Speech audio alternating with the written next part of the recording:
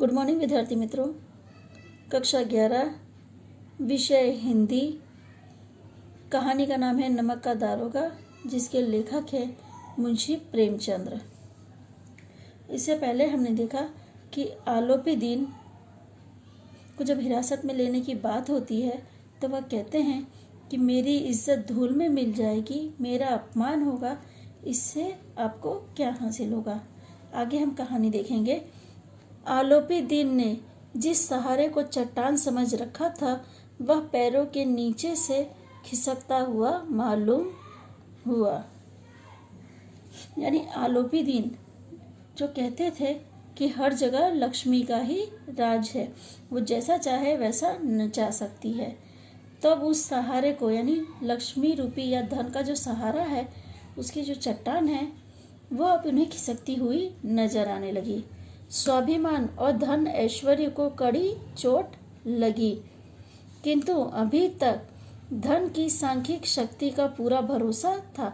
सांख्यिक यानी गणितिक शक्ति का अभी उन्हें पूरा भरोसा था।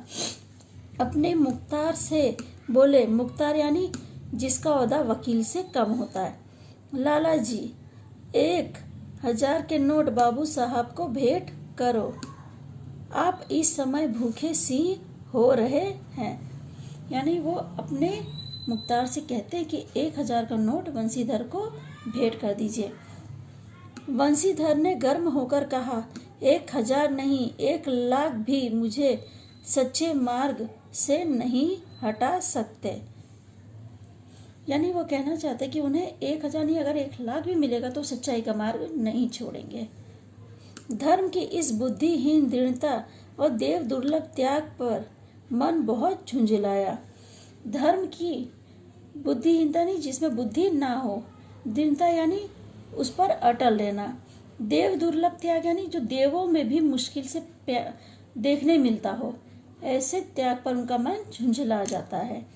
अब दोनों शक्तियों में संग्राम होने लगा। दोनों शक्ति यानी वंशीधर जो अपने धर्म के मार्ग पर हैं और आलोपी दीन जो उन्हें खरीदने की कोशिश करते हैं, दोनों में संग्राम होना शुरू हुआ।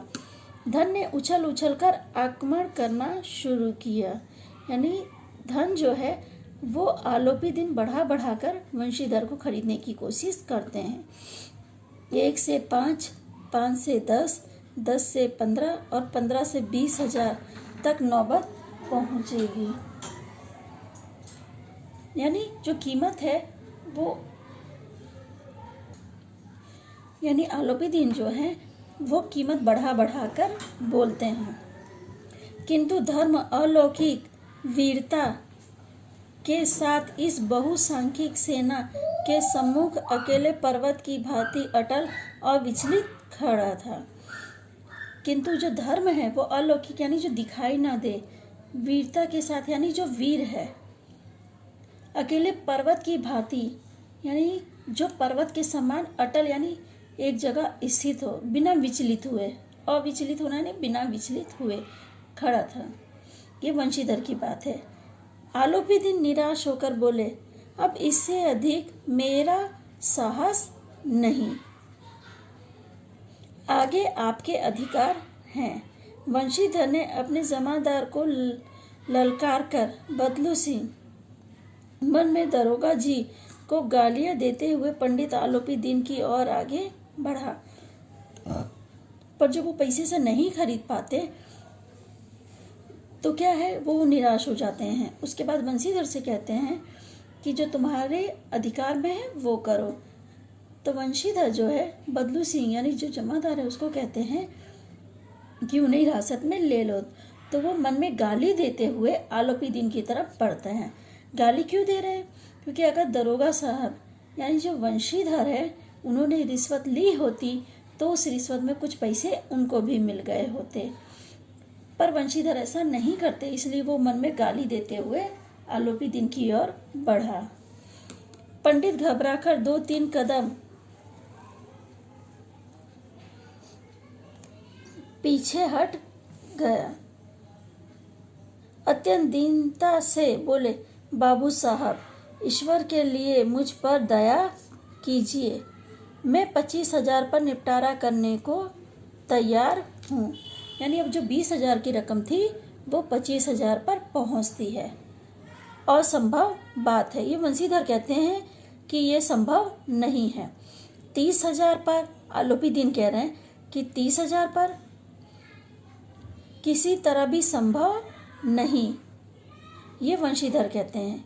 क्या 40,000 पर भी नहीं, ये आलोपी दीन कह रहे हैं। वंशीधर कहते हैं 40,000 नहीं, 40 लाख पर भी असंभव है। बदलू सिंह, इस आदमी को अपनी हिरासत में ले लो। अब मैं एक शब्द भी नहीं सुनना चाहता। धर्म ने धन को पैरों तले कुचल डाला। यानी वंशीधर अपने सच के मार्ग पर इस तरह अटल रहे कि जो उनको धन मिल रहा था या पैसे बढ़ा बढ़ा कर जो आलोपी दीन बोल रहे थे, उन्हें अपने पैरों तले उन्होंने कुचल डाला। यानी धर्म की जीत हुई और जो धन है उसकी हार हो जाती है। आलोपी दीन ने एक हुष्ट पुष्ट मनुष्य को हथकड़ियाँ लिए हुए अपनी तरफ आते देखा। चारों ओर निराशा और कतार दृष्टि से देखने लगे। इसके बाद एकाएक मूर्छित होकर गिर पड़े।